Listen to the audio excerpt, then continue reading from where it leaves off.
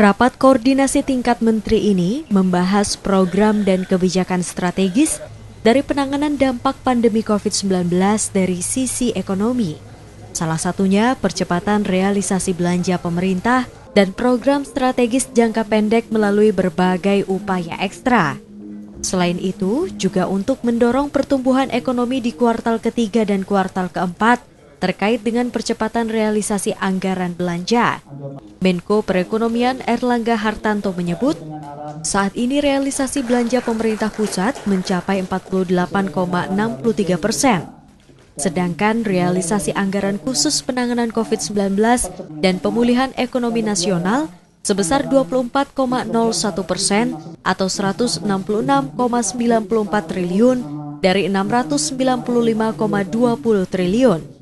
Berbagai usulan program disiapkan untuk pemulihan ekonomi nasional, yakni pinjaman PEN daerah, tambahan dana insentif daerah untuk program PEN, program padat karya peremajaan sawit rakyat, pengembangan desa digital dan UMKM digital, penambahan kuota alokasi program Kartu Prakerja, program gerakan belanja pasar rakyat, program pembangunan strategis nasional. Tujuannya adalah untuk membahas program dan kebijakan strategis dari penanganan dampak pandemi COVID dan juga terkait dengan percepatan realisasi belanja pemerintah dan program strategis jangka panjang atau jangka pendek.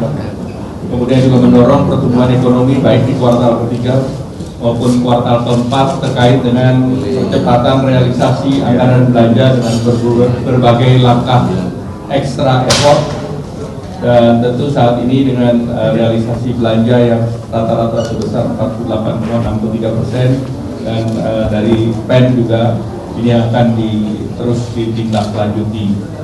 Kemudian terkait dengan belanja KL dilakukan inventarisasi terhadap anggaran yang berpotensi untuk tidak digunakan untuk dibuatkan program lain dan juga untuk terkait dengan program pemulihan COVID dan PEN.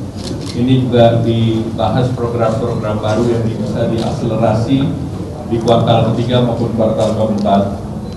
Kemudian beberapa program yang terkait dengan pemulihan ekonomi dan mempunyai dampak signifikan seperti padat karya maupun yang akan menjadi pengungkit terhadap pertumbuhan ekonomi.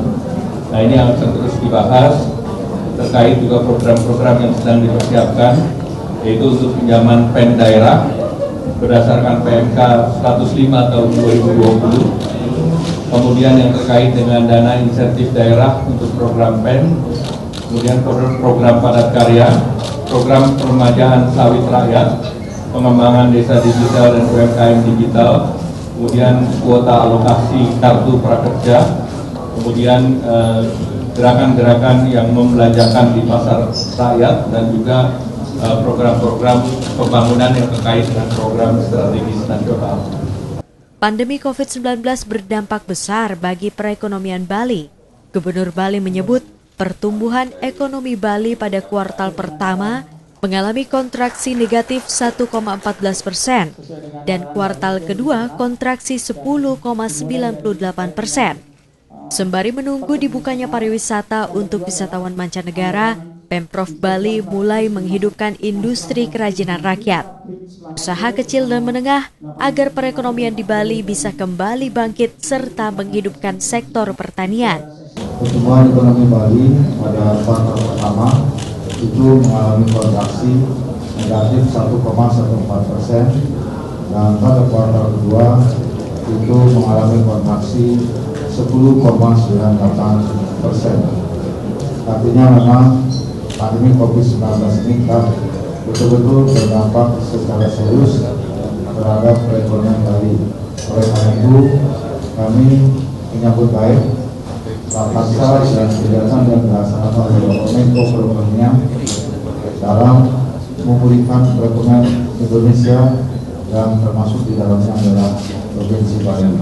Khususnya yang kami harapkan adalah agar pemulihan perekonomian Bali ini betul-betul bisa dijalankan dengan memulai aktivitas kepariwisataan, aktivitas pariwisata Nusantara, dan berharap nantinya bisa dimulai lagi wisatawan mancanegara kalau memang situasinya secara operasional memungkinkan untuk dilakukan aktivitas tersebut.